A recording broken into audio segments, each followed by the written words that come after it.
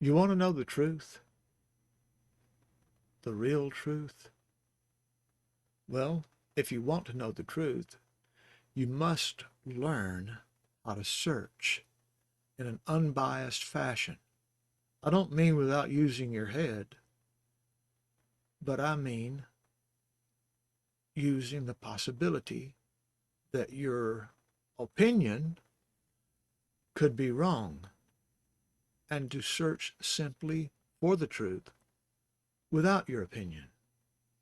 And I'm going to take you and show you today a little study that I recently did, a simple study. I want to know what the name of the Father is. Is it Yod-He Waw-He or Yod-He Vav-He? Which is it? The Tetragrammaton. Yod-He Waw-He, Yod-He Vav-He. It's got to be one or the other. I don't think it would be both. So I took an approach to this from an unbiased direction. So I went simply to the internet, web, and let me share this with you. I typed in WAW or VAV, which is oldest. Let's enter that and let's see. Okay, we have the ancient Hebrew alphabet, AHRC. In addition, in the modern Arabic language, this letter is pronounced with a W. Therefore, the original name of this letter would have been Wal instead of Vav, as it is in modern Hebrew. Okay, he's already got a biased opinion, so I don't think I can trust that. Here we have Vav, the sixth letter of the Hebrew alphabet. This is www.chabad.org. And they're coming out with Vav in the very beginning, so this is a biased opinion. So I don't think we can use that. Vav Wall forums at Eliah's homepage. Okay, and that's a bunch of different people in forums, and I know how forums go, so I would not be interested in trying to track down the truth in that. But we have Wall letter Wikipedia, Wall Vav. Wall hook is the sixth letter of the Semitic abjads, okay, including Phoenician, Aramaic, Hebrew, Syriac, Arabic. Okay, this sounds like it might be something of interest. So let's go to that one. And we're way too close, so we need to back off just a little more. Okay, hopefully you will be able to see this and read along with me. This article is about the Semitic letter, and we know the word Semitic comes from Shemitic, which is Shem is the son of Noah. Okay, Wav Val, it's a wall or a hook, is the sixth letter of the Semitic abjads. An abjad is a type of writing system in which each symbol or glyph stands for a consonant, in effect leaving it to readers to infer or otherwise supply an appropriate vowel. So the readers of this would be people who understood the language or languages in this case. And these languages, the Semitic language, Shemitic languages, include Phoenician, and the pronunciation of this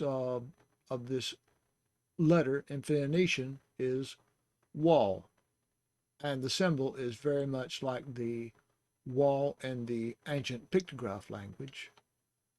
The Aramaic is like the square script of Hebrew, but they're saying that they pronounce it also wall, and the symbol is a modern square script wall, just like the Hebrew. And then in Hebrew, we have the wall /vav. In the Syriac, we have wall And then in the Arabic, we have WAW. Okay. It represents the consonant W in original Hebrew and V in modern Hebrew, as well as other vowels, as the vowels U and O. In text with nikud, a dot, which is the nikadot, is added to the left or on top of the letter to indicate respectively. So it's in that order, the one on the left and then the one on the top, to indicate respectively the two vowel pronunciations. So we'll just do that here before we go further. The U would be indicated by a vowel beside the wall. And I hope you can see where I'm pointing to. I'm pointing to the wall in the Aramaic, which is the same as the Hebrew square script. So the Aramaic, if the dot was over here on this side, or actually in the wall, it would be called a shuruk. And a shuruk gives you the sound of the vowel, as in u, shu, ruk, shuruk.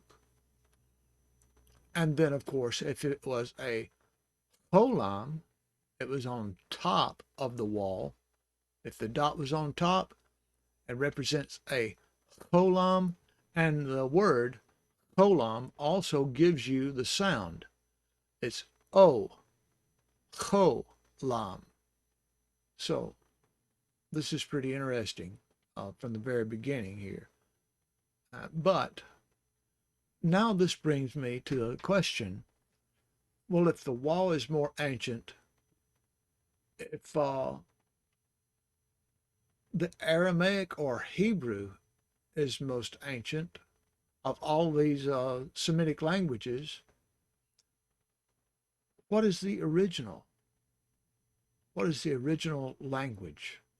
So I went back and did another study, and I typed in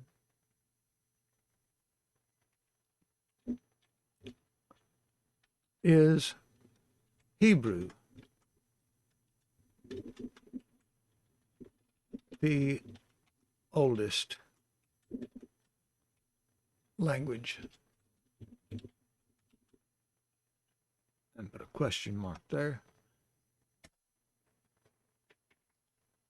Okay.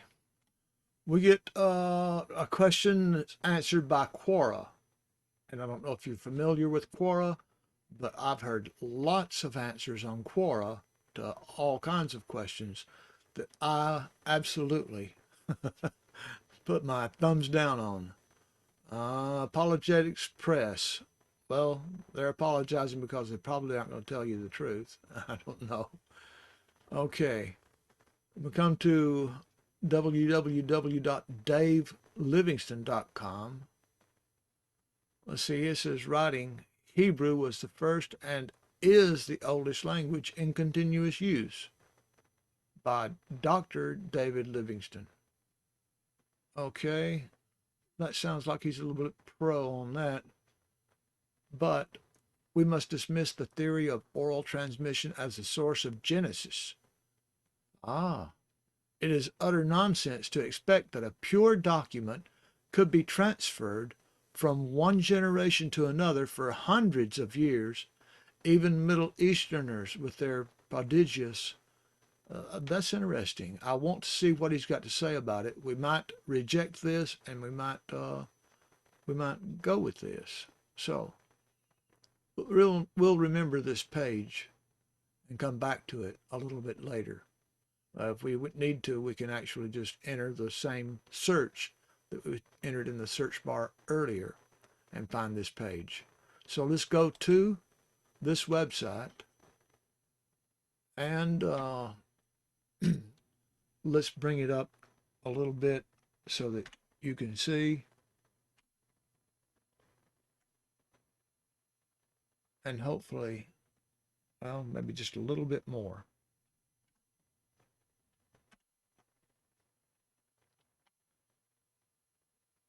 Hope you can see that. If you can't, I apologize. First, we must dismiss the theory of oral transmission as the source of Genesis. It is utter nonsense to expect that a pure document could be transferred from one generation to another for hundreds of years. Even Middle Easterners, with their prodigious memories, could not do it. Concentration on the role of oral tradition has led scholars to underestimate the role of written records. We will give some evidence that the Pentateuch in its entirety was written from the beginning. I tend to agree with that statement that people couldn't remember the actual facts of creation just by handing down the stories from year to year, from generation to generation. I think that there was some written evidence.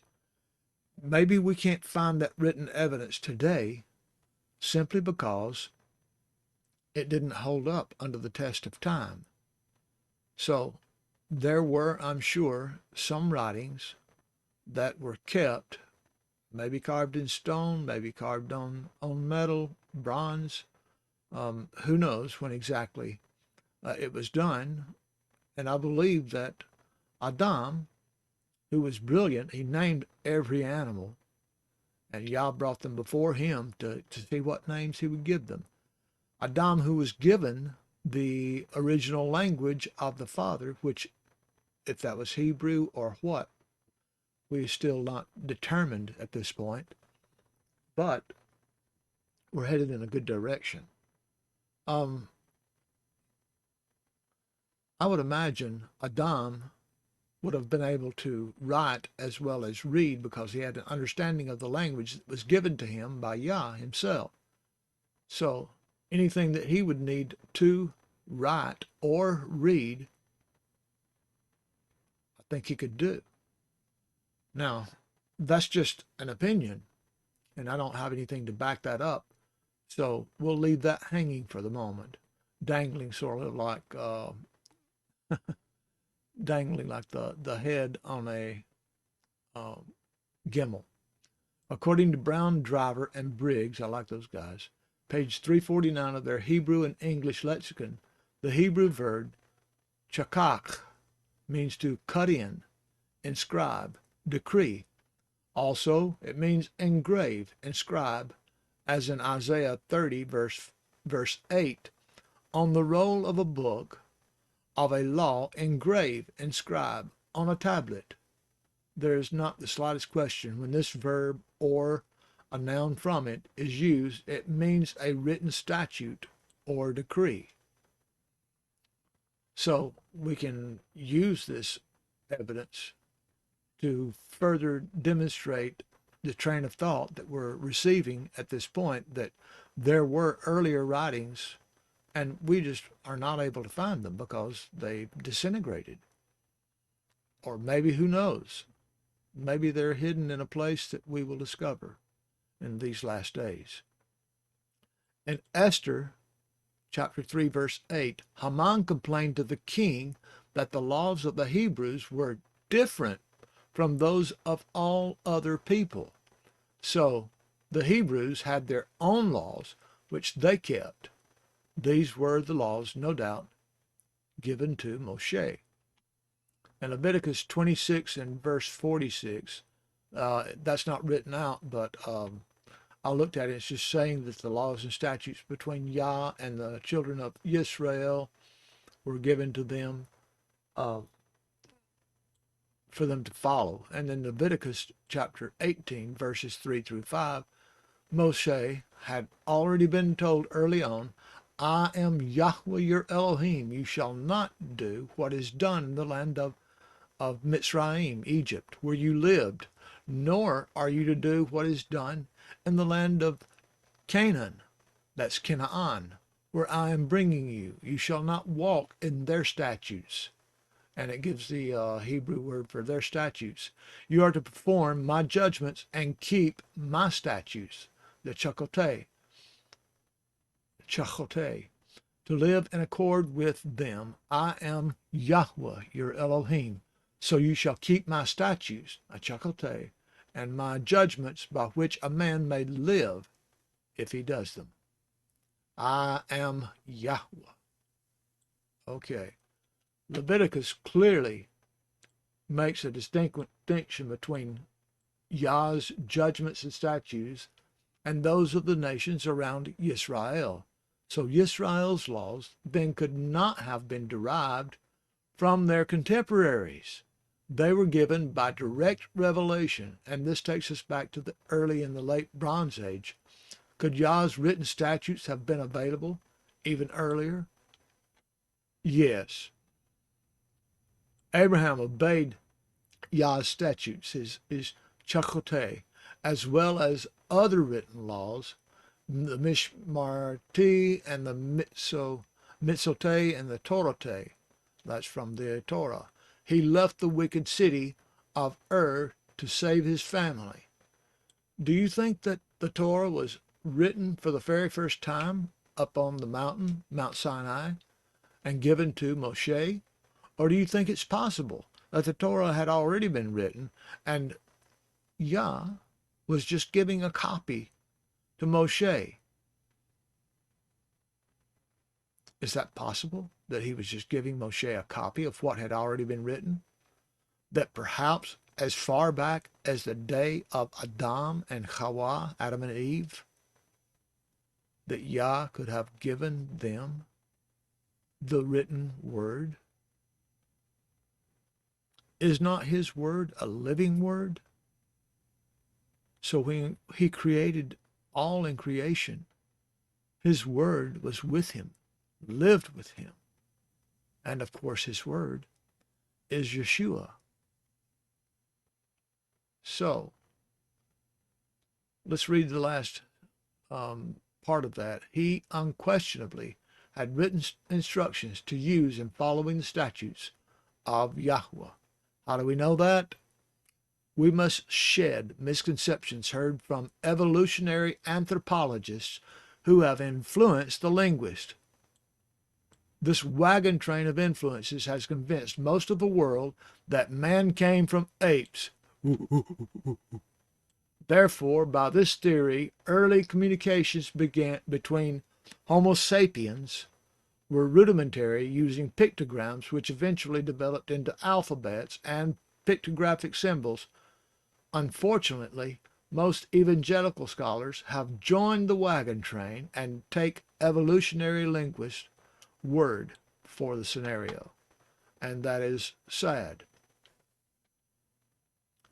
Evolutionary philosophy must have a progression in writing forms to be satisfied.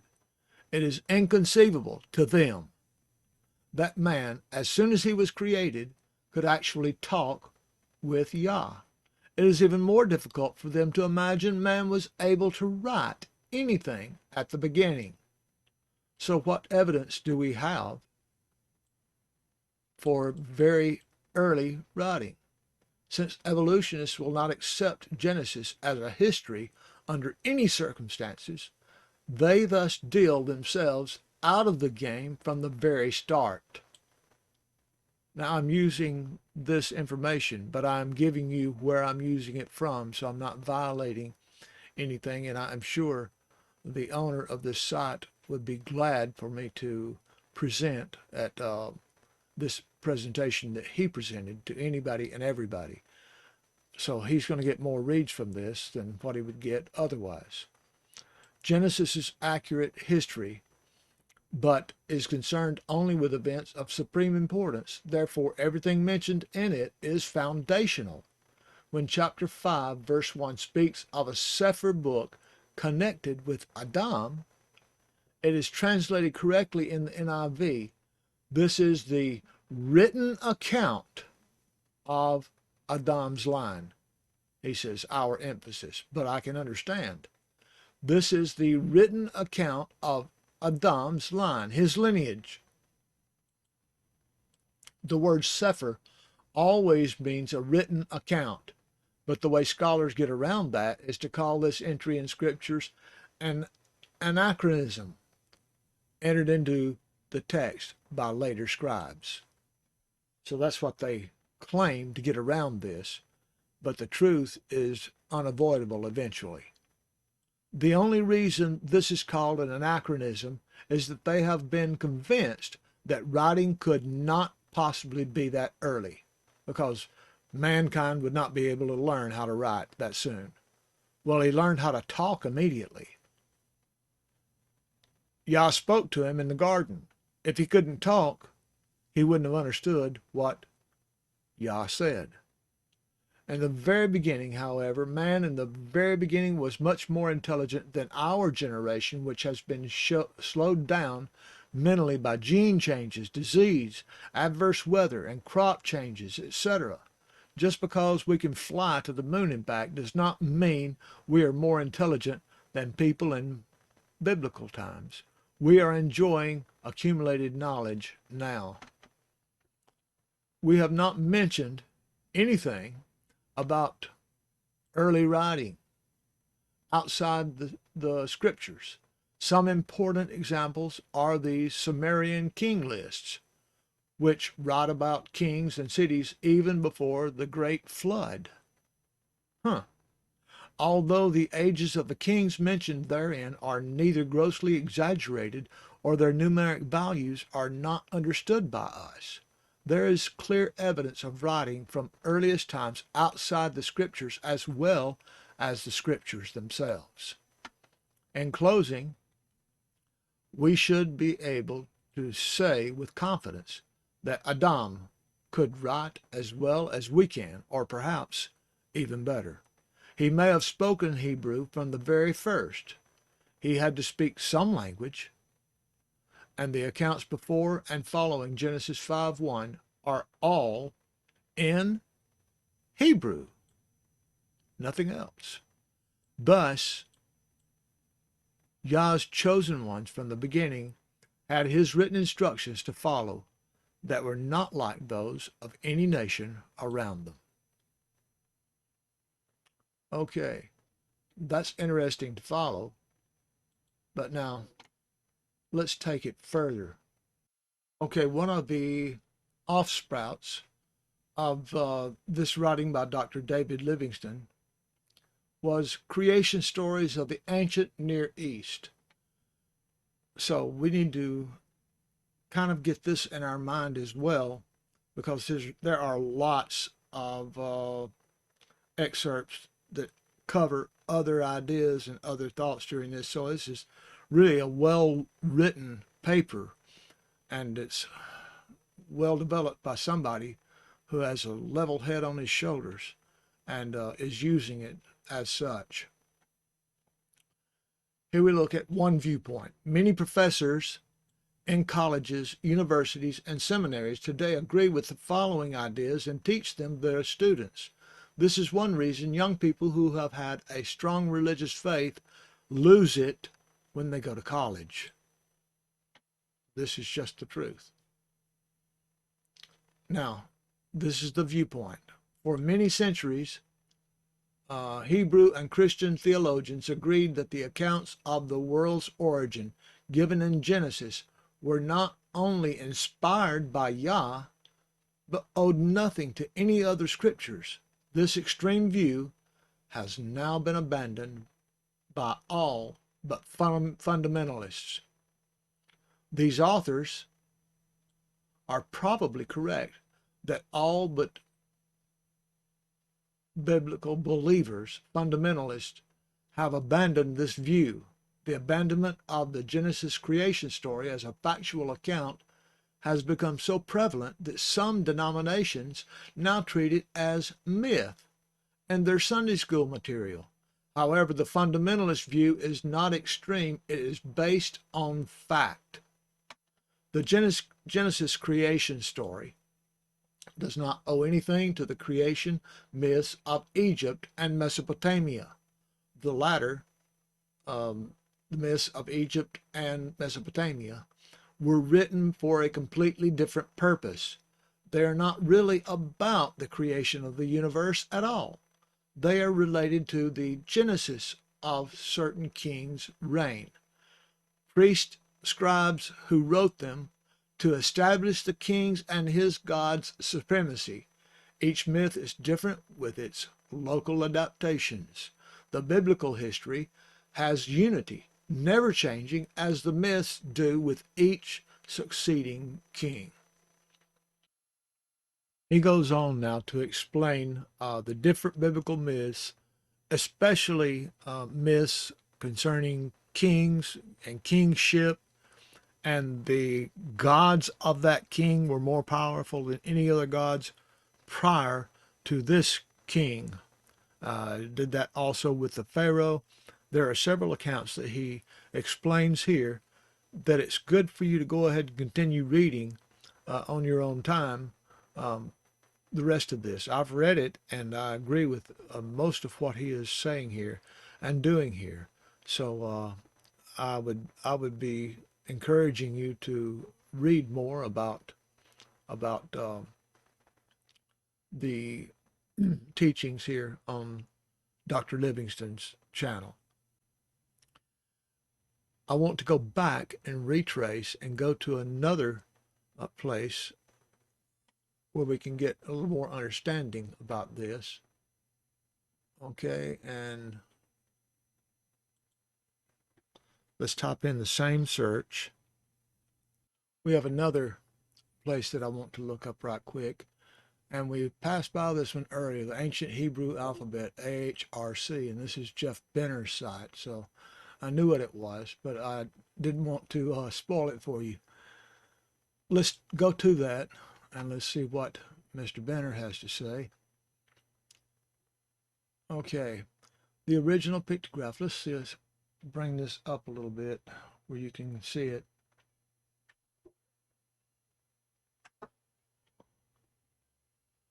Okay, the original pictograph used in the early Semitic script is a WAW, a picture of a tent peg. Tent pegs were made of wood and may have been Y-shaped to prevent the rope from slipping off. The modern Hebrew name for this letter is VAV, a word meaning peg or hook or nail. This letter is used as a consonant with a V sound and as a vowel with an O and an U sound. The consonantal and vowel pronunciations of each of the consonant-vowel letters of the ancient Hebrew language, which include the aleph, hey, vav, yud, were closely related. For instance, the letter hey is H and eh, and the pronunciations of the letter yud is Y and E. Following this pattern, it is probable that the original pronunciation of the letter vav was W, as the vowel sounds associated with this letter are O and U. In addition, in the modern Arabic language, this letter is pronounced with a W. Therefore, the original name of this letter would have been WAW instead of VAV, as it is in the modern Hebrew. So, you can imagine Jeff Benner is well studied as well. And I don't agree with all of his conclusions, but this one certainly tends to lead me to believe that the letter was changed from a WAW to a VAV in modern Hebrew.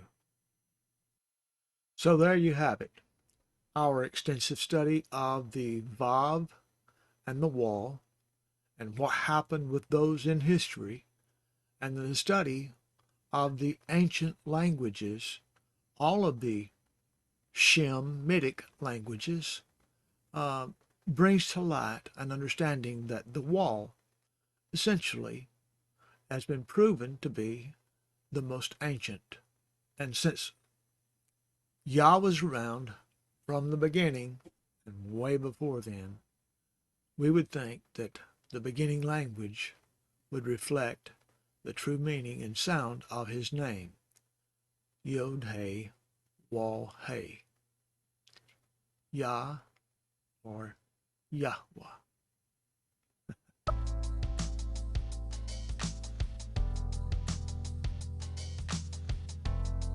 Well, I certainly hope that this study, which is a prerequisite to the ODO studies, I wanted to get this in so we'd have some understanding, a little bit of light on what we were going to be studying before we really got started. So what you're seeing behind me now is a screen from the audio studies, something we haven't gotten to yet, but I wanted to give you just sort of a pre-shot idea of what you're going to be looking at, what we're going to be studying, although I'll be moved over here out of the way so that you'll be able to see, and may eventually just disappear. I don't know. It's hard to tell nowadays what I'm going to decide to do, especially when Yah hasn't told me exactly what he wants me to do. But we're going to follow the Ruach HaKodesh, and we're going to do some interesting word studies. I'm sure you understand the importance of being able to understand the modern Hebrew as well as the pictographs. I'll get my finger going the right direction. The pictographs. In the ancient Hebrew, there's 22 letters. In the ancient pictographs, there's 22 letters. In the modern Hebrew,